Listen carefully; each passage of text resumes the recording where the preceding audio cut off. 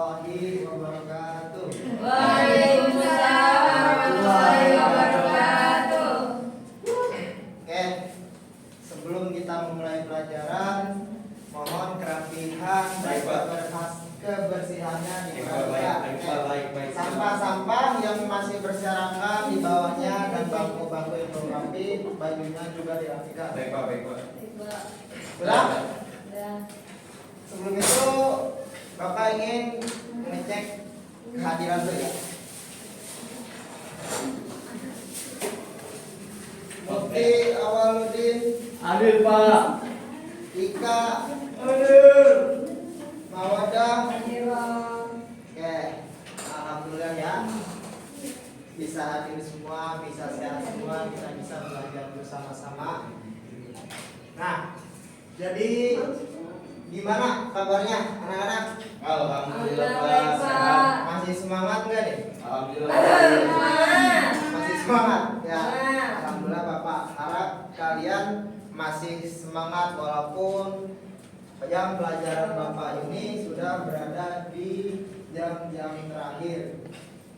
Nah, jadi walaupun kalian sudah merasa lelah, sudah merasa ngantuk, bosan, saya harap kalian tetap harus semangat. Kata dosen saya, Ustadz Mahfud mengatakan, salah satu faktor yang mempengaruhi keberhasilan pembelajaran yaitu sama-sama ikhlas. Yang dimaksud sama-sama ikhlas di sini, kalian walaupun sudah lelah, sudah ngantuk, bosan, kalian harus tetap ikhlas mengikuti pelajaran. Saya juga sebagai guru tidak ada hal-hal yang mengganggu yang membuat saya tertekan dalam mengajar. Kalau sudah sama-sama ikhlas, koneksinya akan nyambung. Jadi kalian akan lebih mudah memahami pelajaran sehingga capaian pembelajaran yang sudah dirumuskan tercapai. Oke, siap? Semangat ya. Dalam hadis dikatakan man salaka thariqatan tamisu fihi ilman sahalallahu lahu bihi fadilah. Di barang siapa yang menempuh jalan menuntut ilmu, maka Allah akan mempermudah baginya jalan menuju surga. Semoga kita menjadi bagian orang-orang yang dimudahkan jalannya menuju surga. Amin amin ya robbal alamin. Ketua kelas mana? Tolong dipimpin doa. Baik Pak. Marilah kawan-kawan sebelum kita belajar, alhamdulillah kita berdoa. Berdoa dimulai. Bismillahirrahmanirrahim. Oke.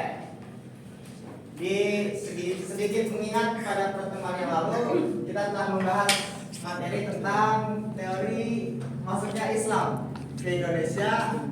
Ada 3. Nah, yang masih ingat siapa? Ada yang bisa nyebutin? Yang teori masuknya Islam. Teori darat, Persia, Arab. Ada 3. Ada 3. Oke. Nah, jadi pada pertemuan kali ini kita akan melanjutkan materi yang sudah kita bahas sebelumnya. Pada pertemuan kali ini kita akan bahas materi tentang kerajaan Islam di Indonesia. Nah, Bapak harap setelah kalian mempelajari materi ini, kalian dapat memahami apa kerajaan Islam di Indonesia, siapa raja-rajanya dan pengaruhnya terhadap perkembangan Islam khususnya di wilayah Indonesia ini sendiri. Karena perlu diketahui bahwa di Indonesia ini Islam bisa menjadi agama yang dianut oleh mayoritas penduduknya. Itu tidak terlepas dari sejarahnya, terutama di zaman kerajaan Islam Indonesia, karena pengaruhnya sangat besar, sangat berpengaruh. Ketika raja atau sultan itu sudah menganut agama Islam, maka pastinya akan diikuti oleh seluruh lapisan umum masyarakatnya. Rajanya Islam, sultannya Islam, maka masyarakatnya juga akan mengikuti agama Islam. Ya, makanya pengaruhnya ini dalam penyebaran di wilayah Indonesia khususnya itu sangat berpengaruh. Nah, pada pembelajaran kali ini Bapak akan memberikan, tidak seperti pertemuan-pertemuan sebelumnya. Pada pertemuan kali ini saya akan langsung memberi soal memberi kertas pertanyaan kepada kalian. Ya. Mohon dilihat, mohon diperhatikan. Oke.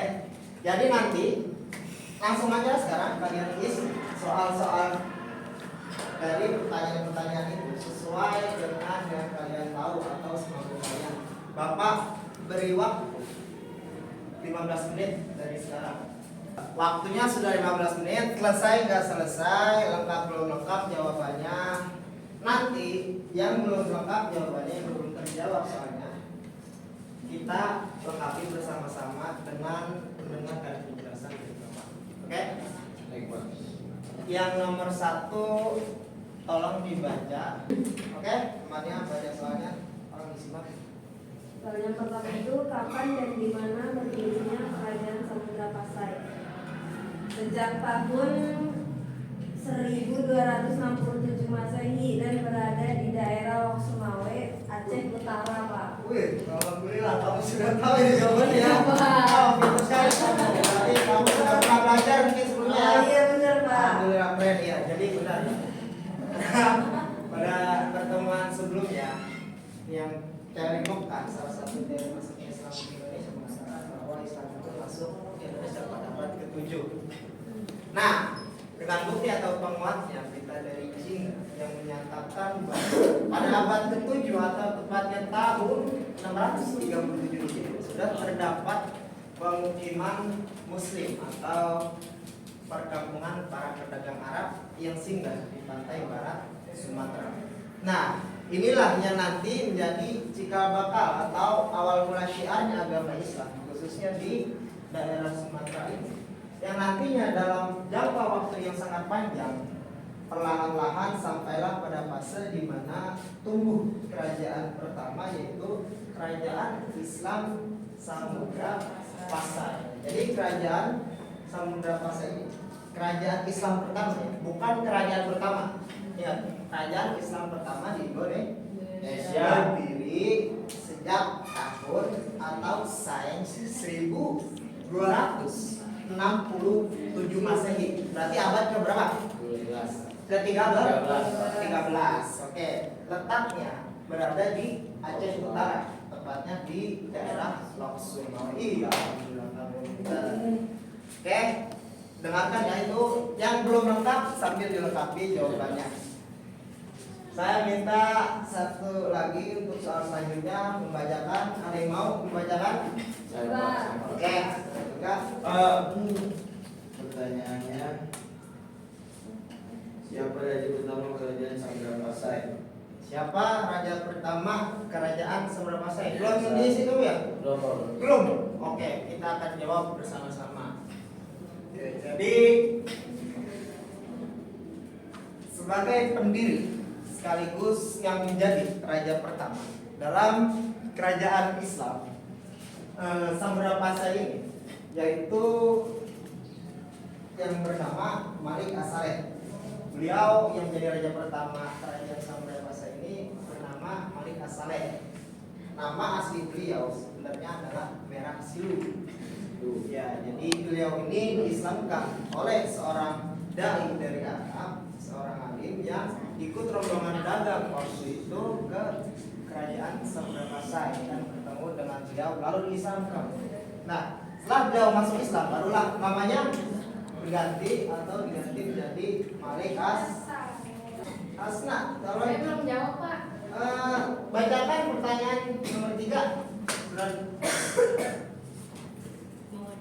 Pertanyaannya, bagaimana keadaan masyarakat Kerajaan Samudra Pasai pada masa puncak kejayaannya?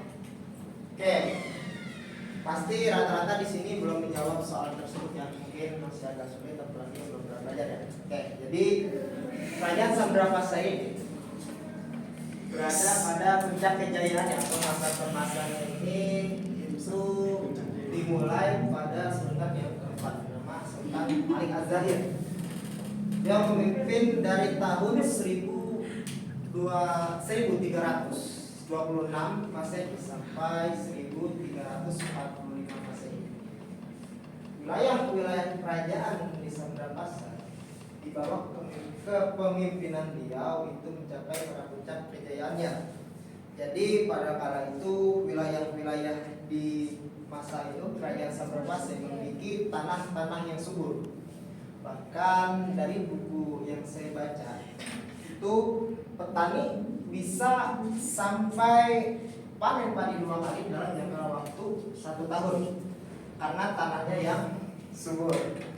Bukan hanya itu saja, wilayah di kerajaan ini menjadi ramai karena dikunjungi para saudagar dari Arab, Cina, para pedagang dari Gujarat. Karena Uzbek belum, tuh belum. Karena di situ banyak rempah-rempah sebagai komoditas andalannya, yaitu lada sebagai komoditas andalannya. Bukan hanya itu saja, waktu itu sudah Kerajaan Samdrapasa bisa mengekspor sutra maupun kapur barus. Jadi perdagangannya sudah ramai di wilayah itu dan juga sudah maju. Jadi sudah tidak menggunakan sistem barter.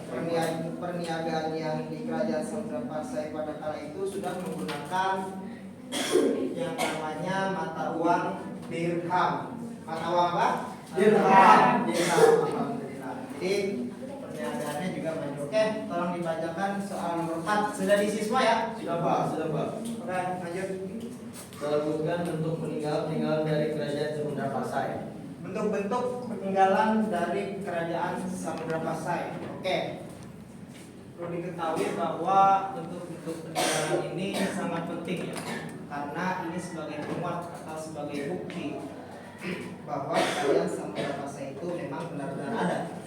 Karena ada statement atau pendapat yang mengatakan bahwa kerajaan Islam pertama di Indonesia itu bukan kerajaan Samdrapasa, melainkan kerajaan Perlak.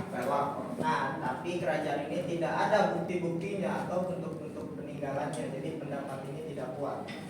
Oke, kita bisa lihat artefak dari peninggalan kerajaan Samdrapasa ini. Tolong kalian lihat sekaligus untuk mengisi dari soal yang belum kalian jawab. Ya. Oke, bisa kita lihat di sini. Bisa Pak, bisa. Kelihatan ya? Kelihatan Pak. Ya, inilah bentuk-bentuk peninggalan dari kerajaan Samdrapasa. Artefak sebagai bukti. Yang ini, yang tadi sudah kita bahas pada masa puncak kejayaannya, dijadikan sebagai mata uang. Namanya ini tadi apa? Artefak. Dirham. Mata uang dirham. Artefak itu adalah istilah dari bentuk-bentuk peninggalan dari zaman kerajaan, namanya artefak. Ini tapi namanya mata uang Dirham. Mata uang dirham. Kamu namanya siapa? Saputri Pak. Saputri. Oke. Enggak apa-apa, saya itu namanya kalian ya. Nah, yang ini namanya Hikayat Samdrapasa. Di sini mengisahkan biografi dari para sultan kerajaan Samdrapasa dan juga bagaimana kebijakan pada saat beliau ini memimpin. Jadi belum diketahui yang mengarang Hikayat Samdrapasa ini siapa, cuman ada beberapa pendapat yang mengatakan bahwa yang mengarang Hikayat Samdrapasa ini adalah keluarga kerajaan jauh dari para bangsawan. Oke, lanjut. Yang ini namanya lonceng Cakradonya. Wah, baik Pak. Yang ini bisa kita lihat setelah itu makam dari Sultan pertama kerajaan Samdrapasa siapa? Malik Hasan. Nah, ini makamnya yang bercorak khas Gujarat. Ini menjadi bukti peninggalan dari kerajaan Samdrapasa. Udah krisis semua ya? Udah krisis semua. Alhamdulillah, dari sini masih ada yang ingin ditanyakan? Saudara, paham semua ya? Alhamdulillah paham semua ya? Oke, jadi Bapak ingin tanya lagi. Siapa raja pertama kerajaan Samdrapasa? Sultan Mangkunegaran. Salah. Di mana letak kerajaan Samdrapasa? Cetura. Aceh Utara. Cetura. Tadi ada berdiri 1267. Alhamdulillah, jadi kalian sudah paham semua ya. Kalian bisa memahami materi ini, kalian bisa memahaminya. Berarti sekarang hanya tinggal kita membuat kesimpulan. Salah satu Bapak ingin dari kalian yang membuat kesimpulan sekaligus pada pertemuan kita kali ini. Saudara lihat. Baik Pak, kesimpulannya bahwa itu Pak. Terima kasih kalian sudah membuat kesimpulan dan mengambil materi pada pertemuan kali ini berharap untuk pertemuan selanjutnya kita akan membahas materi tentang Baik. saya akan kasih tugas kalian untuk mengisi CSAS pada halaman 37 Baik, dan Pak. dikumpulkan pada pertemuan besok. Oke, terima kasih semuanya untuk partisipasinya dan semangat belajar kalian. Saya ucapkan terima kasih. Baik Pak. Mari kita baca berdoa bersama-sama. Ya. Kita baca doa kepada majelis. Allah. Pak. Subhanallah.